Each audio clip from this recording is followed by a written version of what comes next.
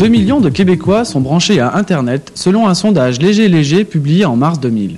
2 millions d'internautes québécois, ce qui signifie autant d'utilisateurs potentiels de services de courrier électronique.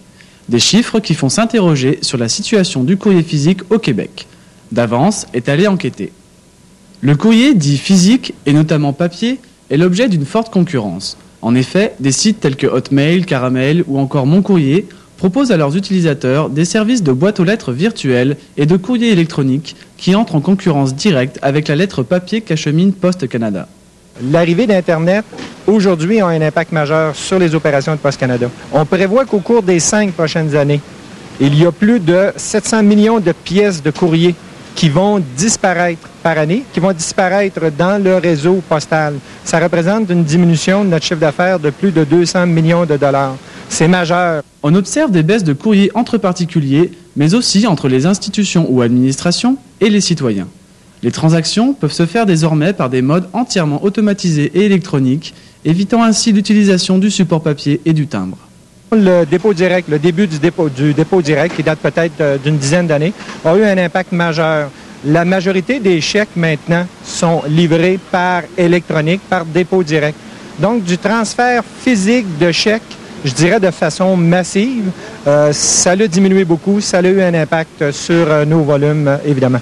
Des avancements technologiques qui font de la lettre papier un produit quasiment obsolète. Le courrier électronique est là et il va exister. C'est évident qu'on ne se targue pas d'être plus rapide que le courrier électronique. Le développement et le succès de ce support qu'est le courrier électronique et plus généralement de l'Internet met donc en danger le courrier papier. Il devrait donc mettre en péril un vieux et beau métier qui est celui de facteur. Pourtant, cela ne semble pas inquiéter le facteur René Bégin. Il n'a pas le sentiment que le développement du courriel peut nuire à son métier. Oh, je ne penserais pas parce que présentement, moi, quand j'ai commencé facteur en 1973, il y avait le fax, puis il y a des gens qui me disaient, dans quelques années, il n'y en aura plus de facteur. Et puis, j'étais encore là.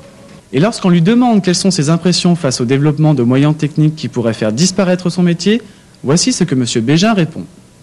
Oh, moi, je pense que c'est une bonne chose pour une certaine catégorie de personnes qui en ont besoin, mais je pense pas que ça y aille dans les prochains mois, les prochaines années à la masse. Au niveau, le dire à 80% des gens vont être branchés là-dessus, vont se servir de ça.